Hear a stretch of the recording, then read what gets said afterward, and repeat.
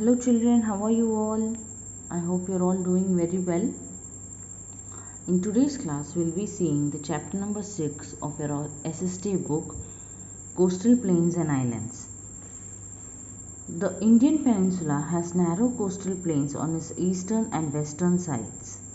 It is located between the eastern and western sides and the coastline.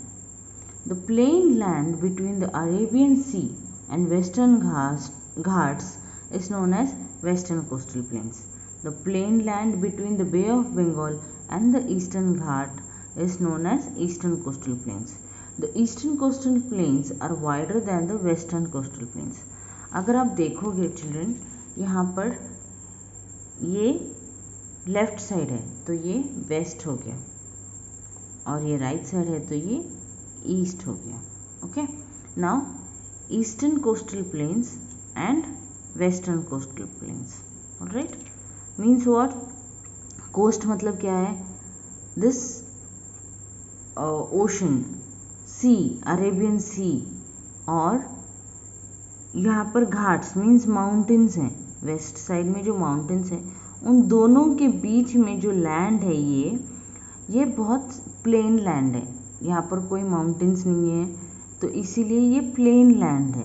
Okay, so that is why it is called western coastal planes, means west side की coastal plains. And यहाँ पर भी बे of Bengal और eastern Ghats के बीच में जो plane land है उन्हें ईस्टर्न कोस्टल प्लेन्स कहा जाता है. इसलिए उसको, क्योंकि ईस्ट साइड में है, कोस्ट मीन्स जो समंदर के किनारे होता है उसे कोस्ट कहते हैं, और प्लेन्स इसलिए क्योंकि यहाँ पर माउंटेन्स नहीं हैं. So that is why it is called as eastern coastal plains. The eastern coastal plains are wider than the western coastal plains. ये जो वेस्टर्न कोस्टल प्लेन्स आप देख रहे हो ये थोड़े पतले हैं. Okay, comparing to eastern coastal plains. Eastern coastal plains और वेस्टर्न कोस्टल प्लेन्स में आप देखोगे इसमें से मोटा कौन सा है? वाइडर मीन्स मोटा थोड़ा सा. Okay, which is little wider, तो ईस्ट साइड के प्लेन्स जो हैं वो वाइडर हैं. Okay, the peninsula is what? Land which is covered by 3 sides of water. Okay, so that is why it is said Indian peninsula has narrow coastal plains and on the eastern and western sides. The triangular Deccan Plateau is located between these coastal plains. तो यहाँ पर coastal plain है और यहाँ पर भी coastal plain है. और हमने जो पिछले चैप्टर में देखा था प्लेटो है ना, पेनिनसुलर प्लेटो पूरा यहाँ पर है, लेकिन डेक्कन प्लेटो यहाँ नर्मदा नदी के नीचे से स्टार्ट होता है. तो ये जो पूरा एरिया है डेक्कन प्लेटो का, it is between these two coast. Between means दोनों के बीच में है. ओके, और they run along the edge of the Deccan plateau. तो एज मीन्स ये भी बताया था, एज मीन्स उनके कोनों पर से ये जाते हैं. एज मीन्स कोनों पर. Okay, and meet Kanyakumari in the southern most tip of India. और कन्याकुमारी को कहाँ मिलते हैं? सदर्न मोस्ट टिप में मिल जाते हैं. The Indian coast line excluding the islands, मतलब ये जो कोस्ट लाइन है आइलैंड्स को छोड़ के. ओके, आइलैंड्स को छोड़ के. आइलैंड कौन से हैं? यहाँ पर लक्षद्वीप आइलैंड्स हैं और यहाँ पर अंडमान निकोबार आइलैंड्स हैं. उनको छोड़ के कितने लंबे हैं ये कोस्ट लाइन? सिर्फ दे आर 6,100 किलोमीटर्स. 6,100 किलोमीटर्स. और why are we leaving the islands here? Because islands is also coast line, लेकिन उसको मेजर किए बिना सिर्फ हम वेस्टर्न और ईस्टर्न कोस्ट लाइन का मेजरमेंट देख रहे हैं. 6,100 किलोमीटर लॉन्ग है. It begins from Rann of Kutch. ये देखो, ये Rann of Kutch. It is a place in Gujarat. In Gujarat से स्टार्ट होकर कहाँ ख़त्म होता है ये कोस्टल लाइन? यहाँ पर वेस्ट बंगाल में. यहाँ वेस्ट बंगाल में ख़त्म हो जाता है. Along the coast means coast के साथ ही there are many important ports also. Port means क्या है, जहाँ पर शिप्स और बोट्स रहते हैं, that is the port. Fishing and ship building are important industries. यहाँ की इम्पॉर्टेंट इंडस्ट्रीज हैं फिशिंग यानी मछली पकड़ना एंड शिप बिल्डिंग शिप्स का बिल्ड करना.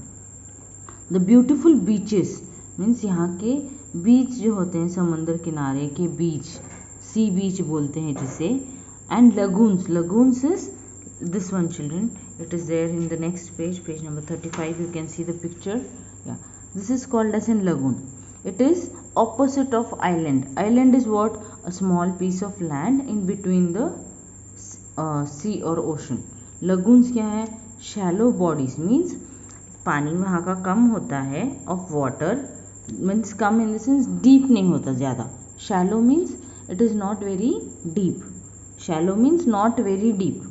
Okay, of water separated from larger body of water means जैसे सी है, सी से हट के एक छोटा सा एरिया होता है जहाँ पर पानी इकट्ठा हो जाता है ऑफ सी और ओशन बाय सम बैरियर. तो लैंड की वजह से ये अलग हो जाता है सी से, लेकिन ये ज़्यादा सी के जितना डीप नहीं होता है. That is called as lagoons. And they attract tourist from all over the world. इसे देखने के लिए पूरे वर्ल्ड में से लोग आकर देखते हैं, टूरिज्म होता है वहाँ पर. The western coastal planes stretch from Gujarat, यहाँ से गुजरात से इन द नॉर्थ, नॉर्थ में गुजरात है, to Kerala in the south, to Kerala in the south. यहाँ गुजरात में शुरू होके केरला तक जाते हैं western coastal plains. Their width varies between 50 to 80 kilometers at different places. Means यहाँ उनके जो width होता है, ये मोटापा होता है, ये यहाँ से यहाँ तक, यहाँ से यहाँ तक, कहीं कुछ कुछ जगहों पर 50 किलोमीटर्स होगा, कुछ कुछ जगहों पर 80 किलोमीटर्स हो सकता है. The entire stretch includes the states of, कहाँ कहाँ पर कौन से स्टेट्स कवर करता है ये coastal plains? Gujarat, Goa, Maharashtra, Karnataka and Kerala. Okay, the western coastal plains are divided into 3 sections. The northern section called Gujarat coast means यहाँ पर जो है ये है Gujarat coast. Then Konkan coast means this area is Konkan coast and this area is Malabar coast. Right. The Gujarat coast covers an area between the Gulf of Kutch and the Gulf of Khambat. Means Gulf means क्या होता है children? A narrow stretch of sea cutting deep into the land is called a gulf. Means समंदर like peninsula.